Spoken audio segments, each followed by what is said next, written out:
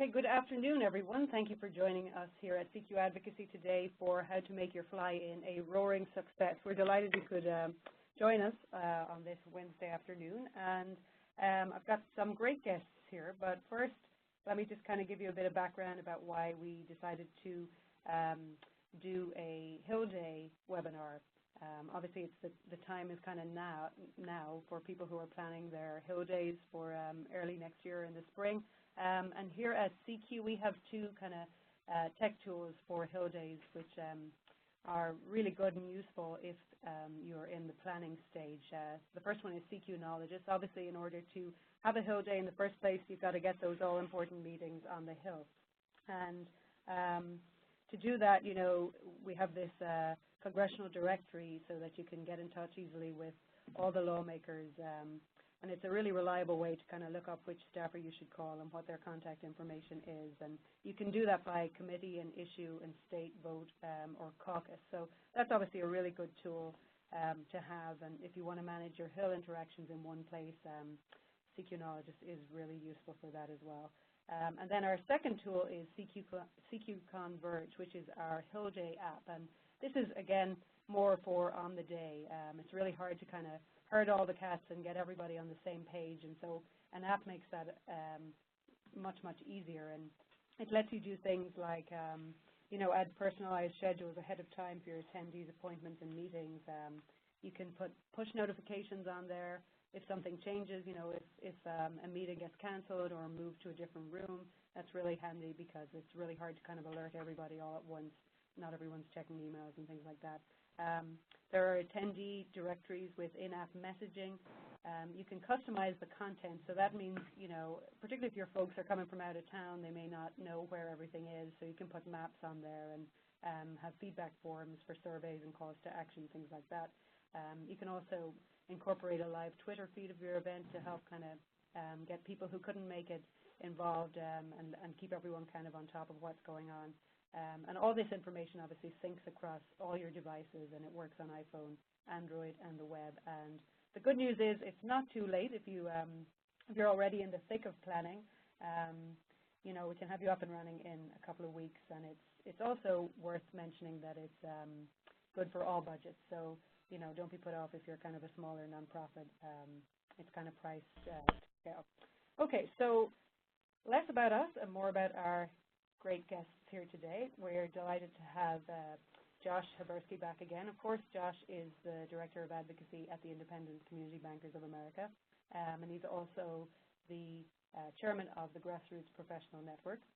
And joining us today is Joe Franco, and Joe is the VP of Grassroots for Leading Age, which includes managing their annual lobby day. So Joe, we know, is going to have lots of great tips and tricks about lobby days, and we really know that because last year he was recognized by Campaigns and Election magazine with the inaugural Reed Award for Best Lobby Day of 2016.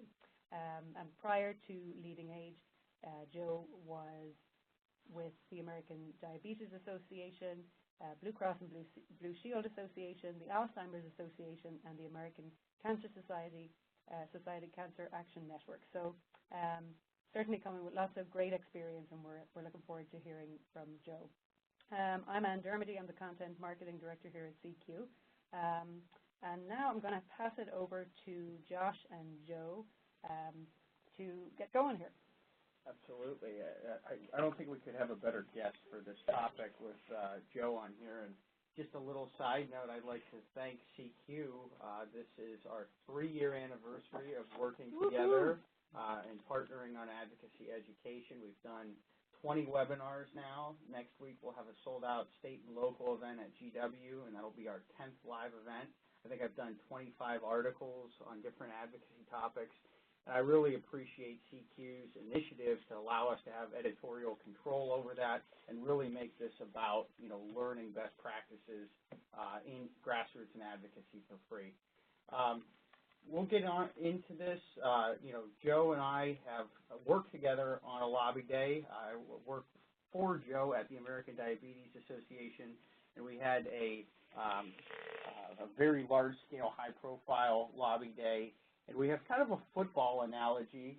Back at the ADA, we, we're fortunate, and Joe can talk a little bit more about the partnership there with the NFL Players Association. But we really look at the lobby day as the Super Bowl.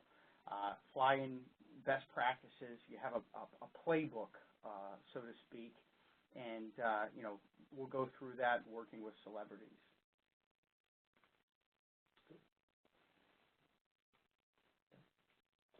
So the Super Bowl of Grassroots Advocacy, the regular season, you can't expect to get to the Super Bowl and win if you have a poor regular season.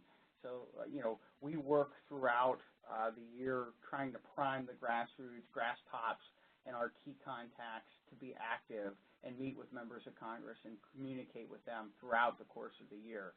I like to throw in the New England Patriots. Don't maximize your grassroots outreach all year and blow it when you get to the big game. So, you can have a great regular season, but if you have a bad lobby day, that's going to hurt your grassroots program. And remember that it's 4 quarters. Things are going to go wrong. Meetings are going to get canceled, and all the preparation and planning will not result in a perfect fly-in. Bounce back from an interception. I think that, getting through the hurdles and the challenges is part of the process. And I think that that's so vital and critical, especially, and if you have a great regular season and your advocates are always doing activities and they're well-versed in being great advocates, they'll be able to work through those issues. I mean, it's hard to think about, but, there are times there are government shutdowns, there's snow days, there's even the famous snowquester from a few years ago where the American Diabetes Association had their Hill Day on the snowquester day. And those days can actually end up working really, really well, especially if your advocates are primed and ready to go, and you can use those opportunities. And I think that it's one of those things where whether or not you're able to meet with all the congressional offices you want, or whether you get all of the outcomes you want, your lobby day can really be a premier event, not only to move your legislation, but to also increase the visibility of your organization on Capitol Hill and beyond. And I think one of the exciting things about Hill Days is that it really doesn't matter about the size of your group or the budget that you have. As long as you put the proper planning in, you can have a very successful lobby day with 200 people all the way to 10,000. It's just the planning that you put in and the ability to make sure that everybody's working from the same playbook. So identifying your advocates, and I think that this is important, that it's more than just a day. You're not going to go and select your advocates that are going to attend your lobby day out of the blue. These are people that have been committed to your organization. If you're working in a nonprofit, especially a healthcare organization, chances are they're going to be involved in other assets. They're going to fundraise. They're going to attend your walk or premier events or convention. So, identifying them throughout the year is very important. Who are the players going to be? Promotional materials, websites, printed collateral, and social media. It's great to, have a lead-up communications plan as well as a follow-up communications plan. So having those together and ready to go. I am all about theming and tying it into something, especially if you have some more or some issues that are very hard to grasp. For a staffer that might have 10 issue areas, they're covering healthcare, transportation, and having several meetings a day on different topics, boiling it down to the key points of why this makes sense, why it makes sense for the congressman or the senator, where it relates to the district or the state. And I think that once you put that together, will resonate better. I like to have some quotes from executives, legislators, and advocates in these materials as well. So, your champions of your organization, your CEO, people that speak publicly, maybe your chairman of the organization, getting them to provide materials in advance of it. And a lot of that can be used for your training as well. I know a lot of organizations will get their champion member of Congress to record a video in advance. And, this is how to meet with a member of Congress and staff, and don't be intimidated. And that kind of rally and rah-rah will get people enthusiastic about it and ease some of the worries and concerns. Coordination is critical, and I think that, a lobby day is a multifaceted departmental approach. So you're going to have marketing and communications. You might have membership involved. You know, the C-suite's going to be involved, government relations, maybe the regulatory side. And putting those pieces together can be a challenge. And there's going to be those all-staff meetings where there's 80 people, and, you know, something that you didn't anticipate coming down the fray will pop up, and you're going to have to be able to adapt to that. So coordination is key. Advocate training and support, I think that's something that cannot be overlooked. You know, you're going to have varying degrees of civic understanding among your advocates. Some are going to, you know, play golf with members of Congress. Some of them are going to be enthusiastic about the issue itself, but might not really know the basics of how a bill becomes a law or the legislative process. So you're going to have to create resources that are very general that will speak to each of these audiences, but not over-inundate them. Exactly, and I think, Josh, to kind of highlight what else you're talking about with identifying advocates, a lot of the leading organizations and some of the best lobby days out there actually have their advocates apply. And I actually think that that's a really, really valuable tool. And I know it's very hard to have to make that decision, and it's easier to say, well, why don't we just let everybody come who wants to come? But when you allow people to apply, you're able to know their story ahead of time, which, first of all, can let you know if there's going to be any problems. For instance, if you're bringing someone in to talk about the Affordable Care Act, but they have a position that's contrary to your organization, you would know that ahead of time, and you would be able to avoid a very uncomfortable meeting with a legislator or with an advocate not being on message. But you can also identify some really compelling stories ahead of time. Most organizations have people apply about 3 months in advance, and that gives you, as a grassroots person, the ability to learn who these advocates are and then start thinking about who you can highlight ahead of time. Perhaps you can have someone tell their compelling story during a webinar before the event, or perhaps someone could speak at a press conference. And you might find nuggets of information from your advocates ahead of time by having an application process. So I think that it's really important to select the best of the best. You want your top draft picks coming. You don't want too many unrestricted free agents if we're going with our theme here. And I think that, you know, that then goes into training and makes your training and support a lot easier, because then you're able to see who is coming and their experience level. I think one of the hardest things, especially when you get into large-scale lobby days, is trying to figure out what do you do for the new folks and what do you do for the veterans, because the veterans always say, I've heard this a million times, I don't need this. Likely they do still need it, even though they think they don't. And then you don't want to overwhelm the folks that have never done this before. But if you have a good split and you know that, you know, we have 80% new, 20% veterans, or if it's flipped, you can really change the trainings you do ahead of time. But I think the successful organizations are able to do videos ahead of time. Like Josh said, that's a great idea. I love that idea. If you can get a member of Congress to send the video, not only does that get your advocates excited, but also get your member of Congress excited, because they know that their advocates are coming and that they're going to be meeting with some exciting constituents. But I also think that having a pre-recorded webinar ahead of time can be really great. There's no underestimating the value and the power of having your head of government affairs provide a briefing ahead of time. I know your advocates are probably going to hear something very similar the day before they go to the Hill, but it just helps reiterate the key points, and it lets people answer a lot of their questions and gets their nerves out of the way. If you think about it, it's really human nature to not want to ask questions and to admit that you don't know something. So instead of asking people whether they feel prepared, just make them be prepared by providing the information in multiple ways. Different options is key with that, having people select from a menu of them. So the different positions, and Joe, feel free to agree or disagree with me on this. I think grassroots professionals, they're not the quarterbacks in this scenario. The top advocates or ambassadors are the quarterbacks. Grassroots professionals tend to be the staff or the coaching roles in this, of trying to figure out where everybody is placed in certain positions, and the quarterbacks are these people that have been doing it a lot of times 20 years, you know, with the same cause and being champions of those issues. The game is played by advocates, and they are the center of attention. And I think that this is something that's not only applicable to lobby days and fly-ins, but it's something that your grassroots program, they are the center of attention. They're the ones that everybody in the organization is looking to have an impact. You have to facilitate that, but they're the most important.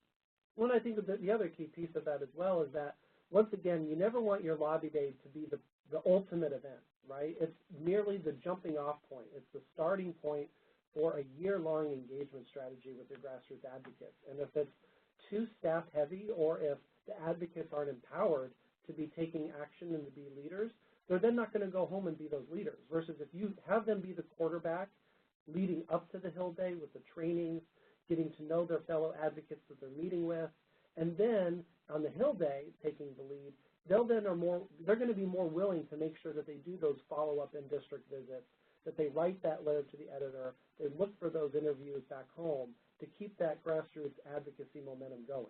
So, it's hard at times as a staff person to not have complete control. I get that.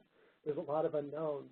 But your empowered advocates can make so much more of an impact, especially after that Hill Day, if they feel like that they're calling the plays. And they're given the ability to make sure that they're doing what they want to achieve and making a difference.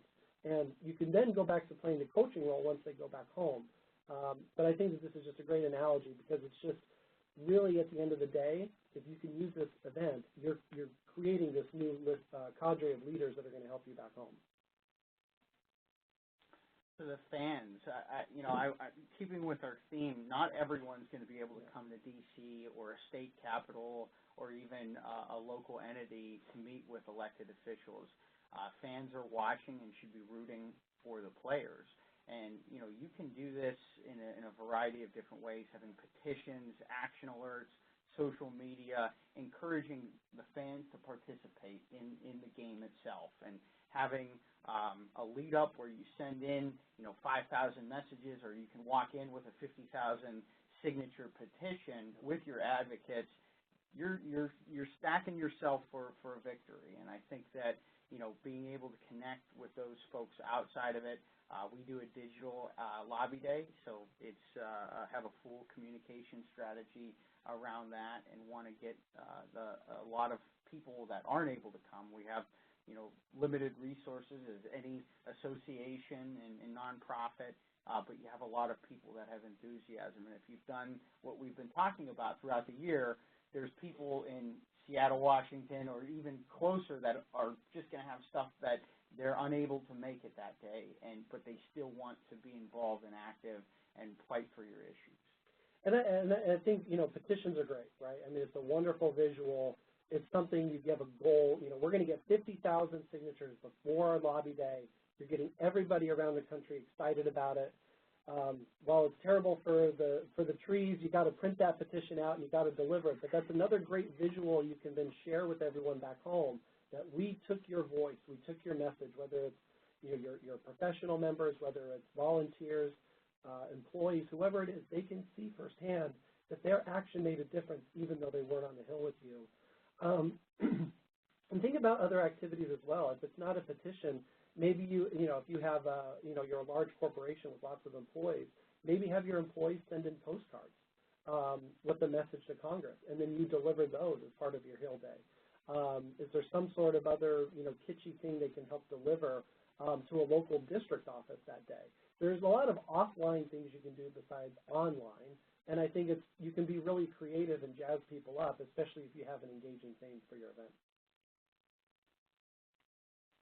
So the Huddle, and I think that this is something that, we've worked extensively on, we're at the ADA, having a command center, a central location where, lunch is served, logistics can be worked out, there's room for media opportunities. When you have a high-profile event, you're going to have reporters wanting to cover it.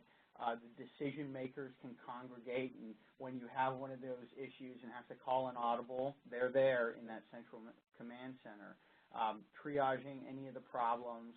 I.e. advocates are lost, they can't find Cannon or Longworth, or the food's late, different things that are not the most glamorous and you don't expect, but you're going to have to work through all those logistics and really be thinking about 1,000 different things at once.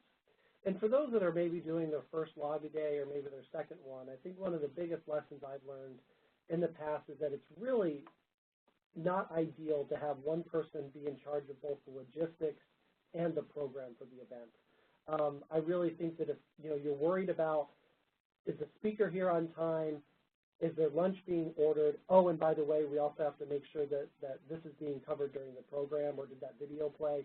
It's really a lot for one person to manage. And I think as a grassroots staff person, if you can find someone else to help you with kind of the logistical piece, so that way you can focus on the programming, or if you feel that the logistics are really important for you and you're worried about all of that, to have maybe a member of your federal affairs team kind of help run the program, just so that way you can kind of triage. Because day of events are going to have a million things up in the air and happening, and then there might be a snowstorm, there might be a rainstorm, there might be a vote that you weren't expecting, a Supreme Court justice, who knows what could happen, and you're going to have to be on the fly. And I think the more you can be prepared and be able to delegate tasks, the more successful you'll be. Because, I've done, I believe, 12 lobby days now, and I've seen it all. And even when I think I've seen it all, I'm still amazed at all of the uncertainties that happen. And things always work out, but I think you have to kind of plan for your line of communication and who's going to be able to help you when those things do pop up. So memorabilia and uniforms, this is one of my favorite components of it. So having swag, shirts, hats, bags, anything that sets your advocates apart so that day that they're recognizable, that people are in the cafeteria on the Hill and they're like, well, what are those people? What group are they with? I want one of those, scarves in the case of the ADA. But different things that will identify your organization, your group of people. And it's also a thank you to your advocates that invokes a sense of team pride. Yeah, I think that this is important. And I think the successful thing is that a lot of really successful groups now are looking beyond just the T-shirt. I think before it was always just everybody would go up and wear the same T-shirt. And what we found over the years is that advocates really want to, they view this as a very important business meeting, so they don't want to wear T-shirts anymore. So I think being creative and doing things, the Alzheimer's Association does a really great visual, which is they wear these Alzheimer's sashes. And even males will wear them. They're a little bit cautious at first, but then once everybody gets them on, they're known for having the sashes on Capitol Hill. And when you have 1,200 people with that, that's a great visual. So I think that, if you can think about that, and, a lot of organizations have used big buttons. I know that I've seen bicyclists use kind of big bicycle buttons that stick out, and they wear those same ones every year. But the idea is that once you kind of brand and theme yourself, stick with it and go with it. And, I would say be creative here. It's more than just doing a scarf for women and a tie for a guy. I think really look into doing some innovative things. Think about even if it's the bag is unique or whatever. But, advocates really like that. It builds camaraderie. And then, like I said, they can even sometimes be a conversation piece with the legislators or staff. And sometimes the staff will even want whatever the advocates have. And so always make sure you have some extras, because you'll inevitably have an advocate who says, I had to give my hat away. And you're like, okay, so, have an extra. But that's great, because that means that your message was out there and it worked. And then you can have some really, really great visuals for that, which I think is really, really impactful. Consult the gift rules, too. Yeah, consult gift rules, that's true. Throw that in there. Yeah. So some key plays, leave-behinds. This is a piece that we worked on, the staggering cost of diabetes. Infographics are great. I know that you've been a purveyor of having personalized infographics, and I think that is incredibly impactful because it connects a personal story. It's visual, it's interactive, it's not too text-heavy, but it gets the message across. I also think state or district level information, whenever that's possible, you can have a few key highlights, 2-3 stats, and then, of course, contact information.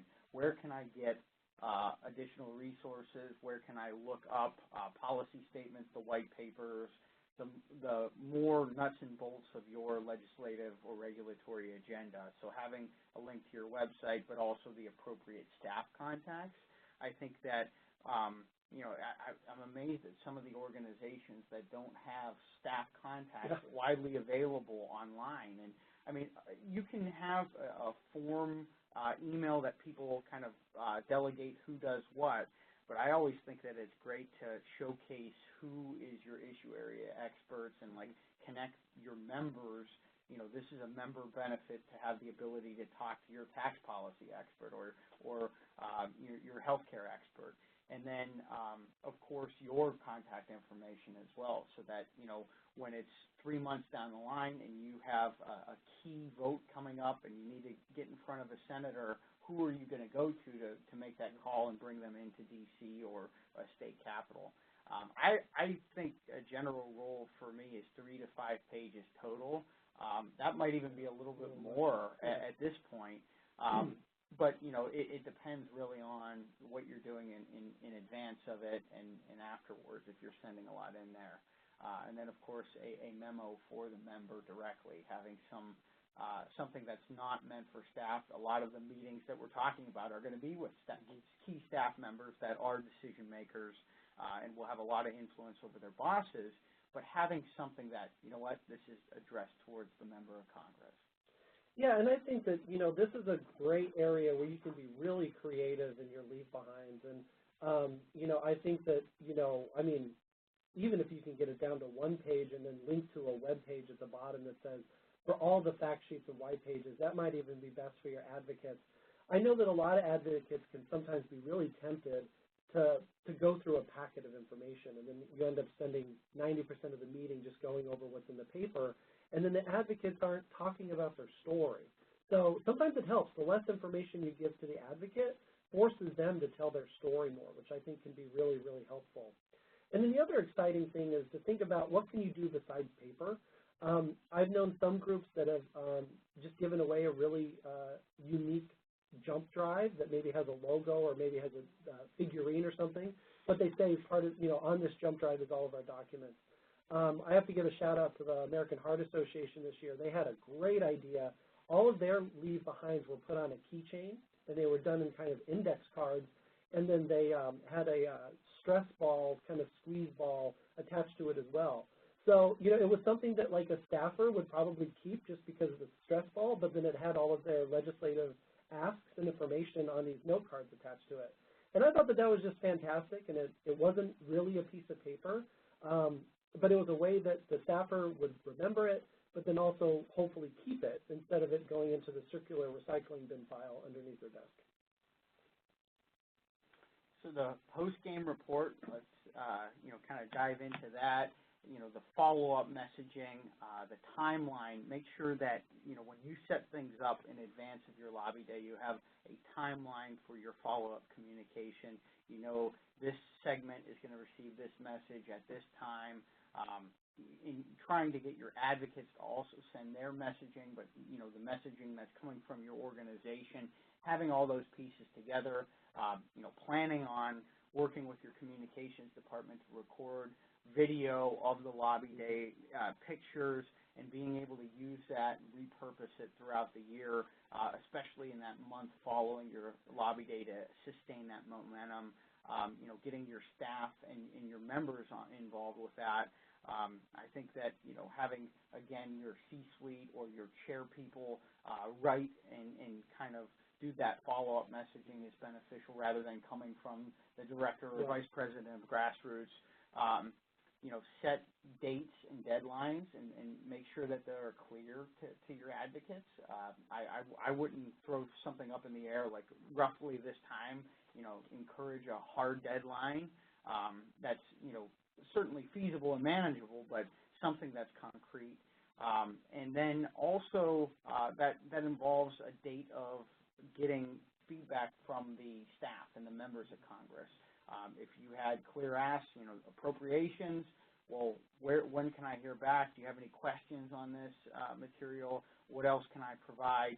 So having a set date of when you can get that follow-up information is important too. scheduling your district meetings. So if you have your lobby day in March or April or May, the August meetings and trying to coordinate with that. Site visits, that's one of the big things that we're working on a lot at ICBA is in August, visiting a community bank, seeing what our bankers have to deal with on a daily basis and put members of Congress in the shoes of our folks. So having that timeline in place, too, of all right, this person was an all-star during our lobby day, so how can we leverage them and use them for a district meeting? And meeting reviews, getting your feedback from your advocates, collecting some feedback from staff as well. Like, if you have personal connections in the office, was it meaningful? And kind of getting some of that just ad hoc feedback from staff members of what you can improve from that side of things. But, of course, really being reliant on the feedback from your advocates and making substantial changes. And I think when you have some of those initial calls next year, I always like to highlight this is what we changed and improved from last year based on your feedback. So submitting the feedback forms through an app or other form of medium is very effective. Yeah, I agree, and I think that this is like one of the hardest parts I think of a lobby day is that proverbial question. If a meeting happened on Capitol Hill and nobody reported it, did it really happen, right? And I think it's one of the just perennial struggles of any grassroots organization is trying to get those meeting report forms. I've successfully, for years have used the Knowledgeist report form, and that makes it really simple because you have the drop down of what staffer did you meet with. The legislative asks are already in there, so that all the advocate has to do is just click a few buttons and give you that information. I think if there's any way you can provide an incentive for people to fill out those forms, maybe this is you put a little bit of money aside for a drawing for a Starbucks gift card or something, because there's something magical or unmagical that happens on that airplane ride home. There's all that excitement and momentum, and then people go home and they forget to fill out their forms. So, I think anything you can do to follow up right away is really important, and you're going to have to ask multiple times for people to chase down those report forms. And I think it's unfortunate, but I mean that information is so valuable not only to you as a grassroots staff person, but of course for your federal affairs team, because they want to know how those meetings went. They want to be able to follow up on those questions. So definitely be kind of creative in how you do that, and then definitely follow up with a survey of how the meeting went, and that's a great opportunity as well to remind folks about that. But really make sure that you've been talking about what's happening after your lobby day, before the lobby day even occurred. So they know, your advocates know that it's an expectation, that this wasn't a one-way trip to D.C. and that we're not going to talk to you again in a year. And if they know that they're going to be asked to set up a district meeting later, that they're going to get a follow-up from the CEO, there's going to be surveys, they're going to feel like they're part of a program, and they're going to keep taking action for you. And I think that's just really vital, because if you can lose so much momentum even in a month's time. And if you lose that momentum, it's so hard to get it, and then a lot of that time and effort you spent on a great lobby day can really be stymied. So think about that follow-up, really, really make it a priority.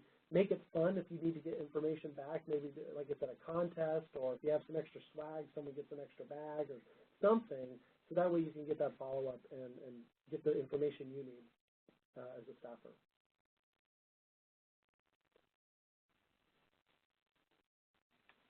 Okay, great. So thanks, guys. I think we have time for a couple of questions. But before we go to the questions, I want both of you to start thinking about kind of your best disaster story. And we'll finish with that.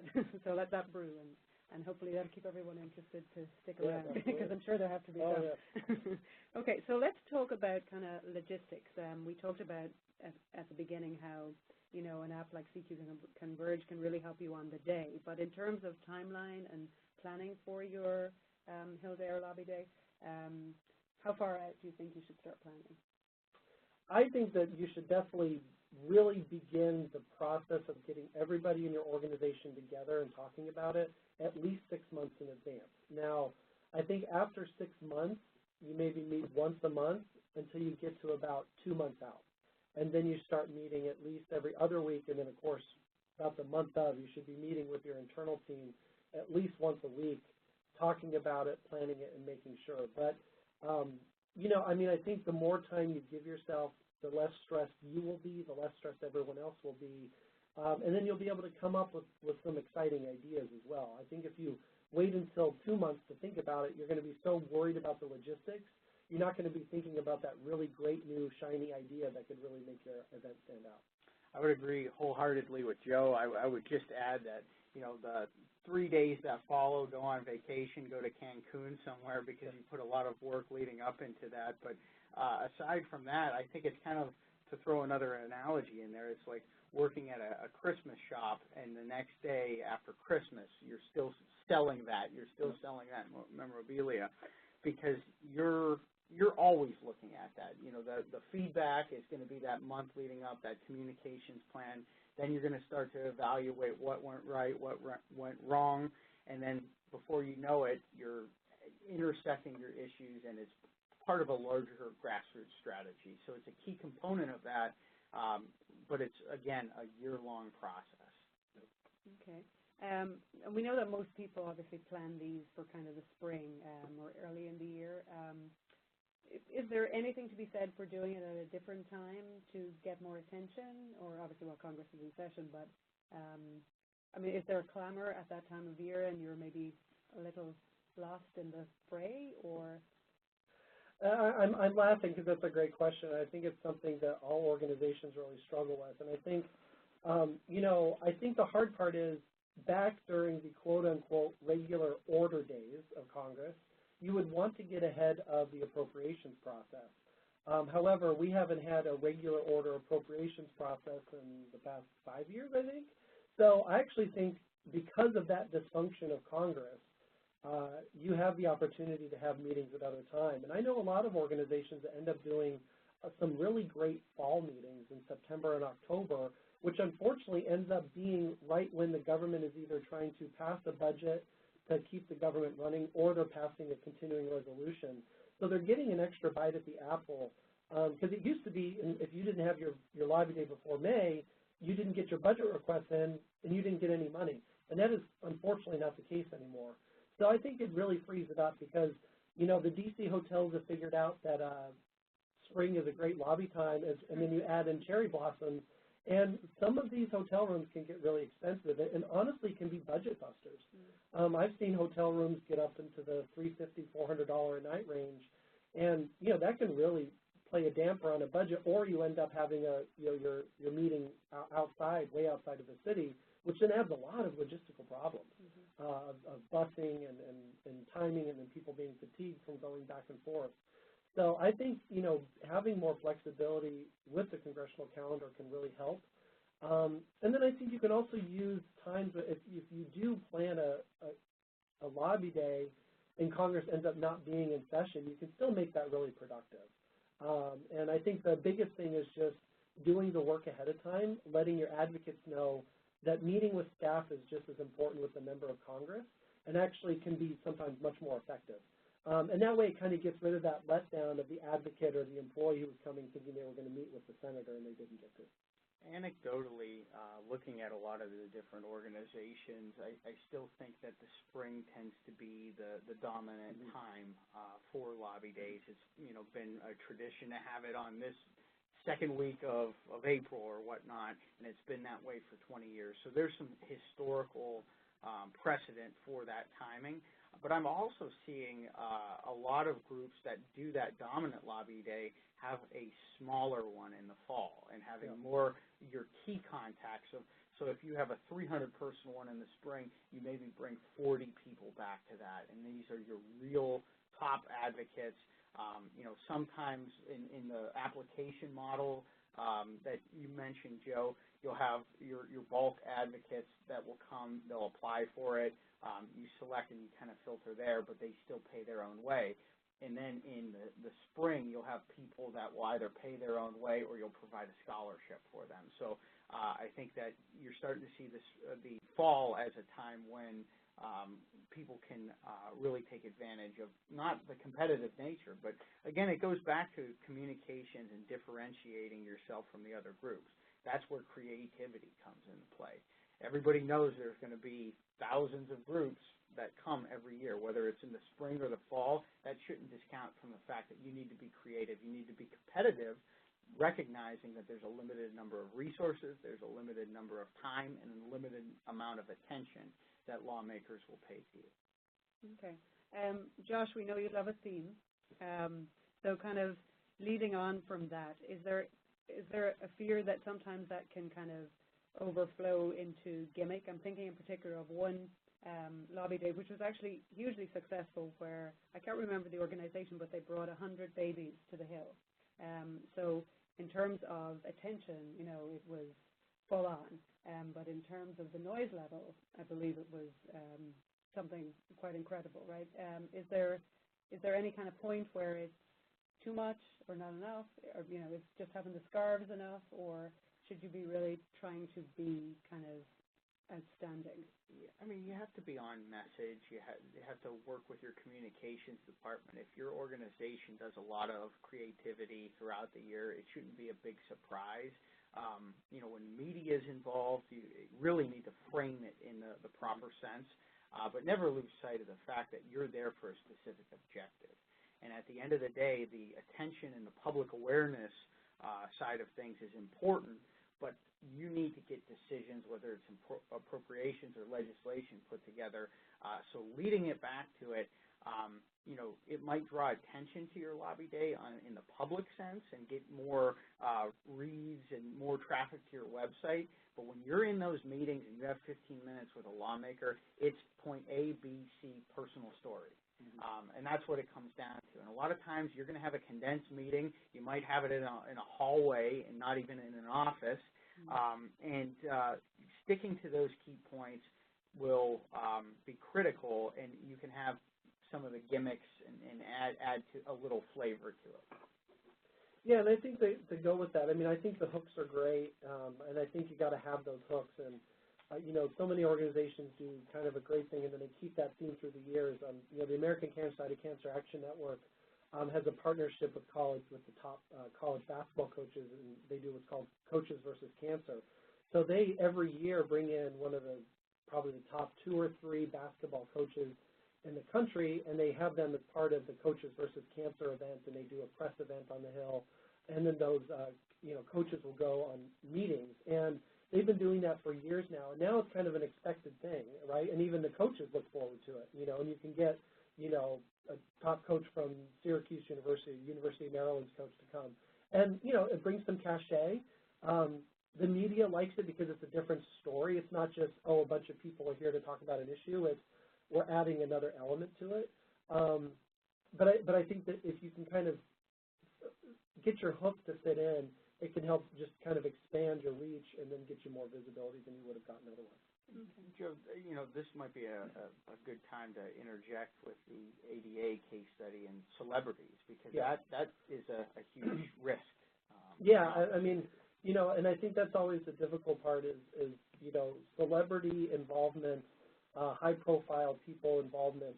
It's a huge advantage, but it can also be a big disadvantage. And I think the biggest piece is always making sure that your celebrities or your high-level spokespeople are going to be on message. Don't bring someone in just because they're a big name and a big voice.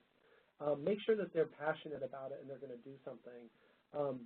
With the American Diabetes Association, working with the NFL players, the football players, they're very passionate about health, living well. Even if they didn't have a personal connection to diabetes, they understand the value of fitness and physical activity, so they can speak about that.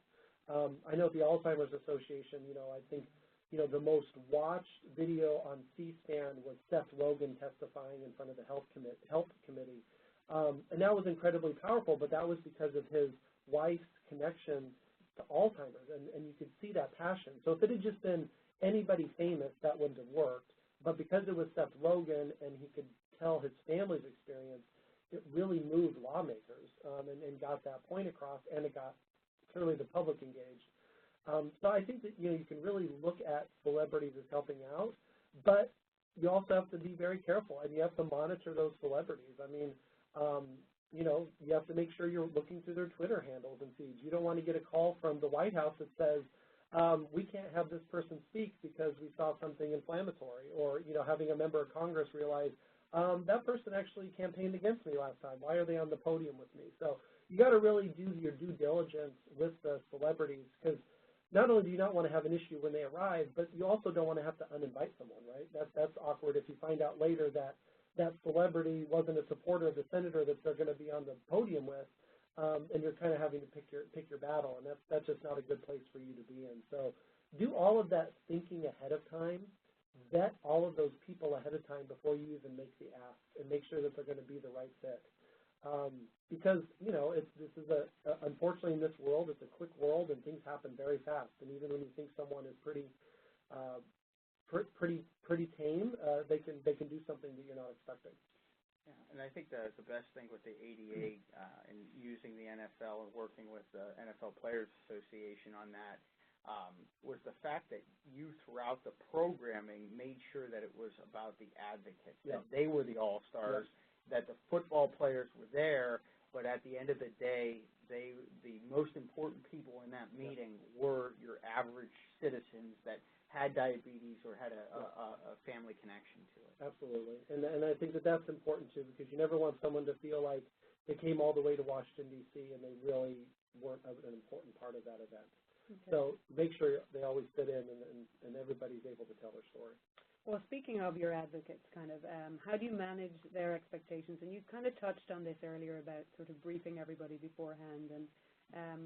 But very often, for some folks, this is their first time coming to D.C., right? And of course, there are the people who are nervous about meeting their member, but then there are the folks who are kind of disappointed, right, when they realize how small the offices are and they maybe can't go into the meeting, or that they're actually not going to meet their member, they're going to meet a 25-year-old, and they kind of feel offended about it. How do you manage all those kind of things?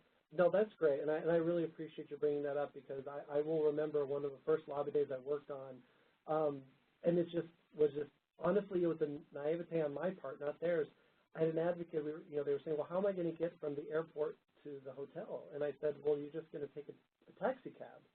Back before Uber and Lyft days, dating myself a little bit.